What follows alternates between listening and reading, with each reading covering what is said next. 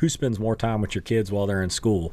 You or the people at the school? Right. It's the teachers, it's the administration, and that's what they are focused on primarily while they're at school. So you have to be concerned about what the content is that they're being taught, because we only get them for a couple of hours, maybe even less than that a day if they have other activities that they're doing. Yeah. So as an influence as a parent, you really only get weekends and maybe an hour and a half, maybe 2 hours at night. And then as they become teenagers, then it's straight up to their room. Once they get a driver's license, you never see them again. Yep.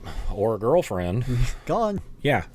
Focusing on what is being taught at school, or having I will call it a luxury, because it is a luxury, to be able to homeschool your kids.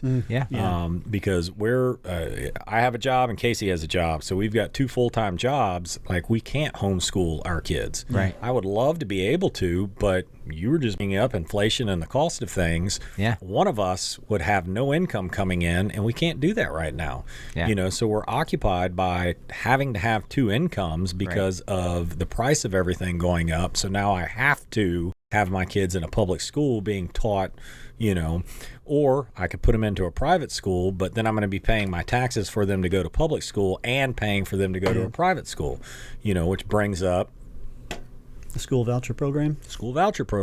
Which is elected officials that can decide that. So it may not be the president that decides that, but your governor, over the state can determine whether or not we're going to open that up or not. So, there's a lot of things that you have to pay attention to when it comes to voting. You have to be educated in what's going on with your children, and specific to that question, who's going to be the right one for your kids. Because it's just becoming harder and harder and harder to have complete control over what your kids are being taught.